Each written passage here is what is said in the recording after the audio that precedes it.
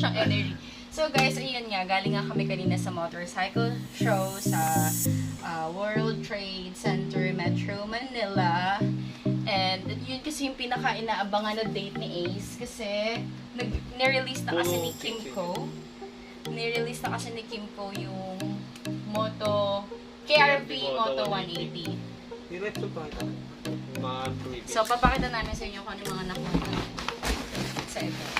So, ito, freebie din to. Nilike lang namin yung page ng Repsol. Binigyan lang kami ng isang paper bag. Ay, eco bag.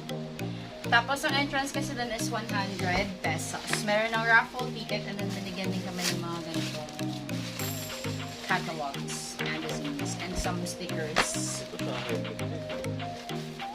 mga stickers. Puro sticker po. Puro keychain. Tapos may mga pa-raffle kasi doon bawat brand. And then yung may mga, ano yung spin wheel ba? Spin the wheel. Ito, belt bag. Napanalunan ko yan sa Yamaha. Yamaha. Tapos, ito lang yung maganda. Nakakuha din ako nito. Sombrero. Tapos puro Sumayaw ako keychain ng na. sumayaw ako ng ganun. Big boy. Ang taba ko, shit. Puro keychain stickers. Huli kasi kami guys ng helmet. At pagbili namin ng helmet, binigyan kami ng freebie. Ito yun. Pakita mo yung harap. Tag-isa. Ako sa likod. Ito yung harap. Yan, tag-isa kami. Wala pa kaming motor, pero nauna na yung helmet. Mag-unbox kami ngayon ng helmet namin. So, tag-isa kami. Oh, di ba sabi sa'yo may extra eh.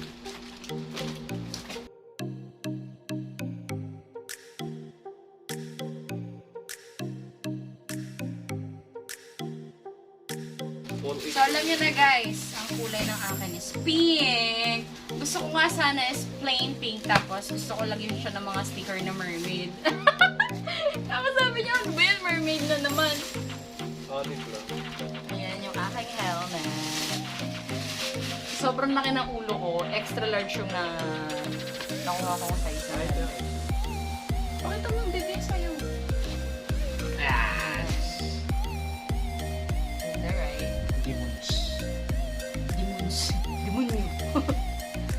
Sa akin naman shark. Kasi nga may hilig ako sa diba? Sa marine life. Wow! Isa lang sukay ko kanina. Ito dalawa. So ayun, ito ay na rin to guys. Ha? Double... Okay, may Ano doon? Visor? double visor. Tapos ito yung visor.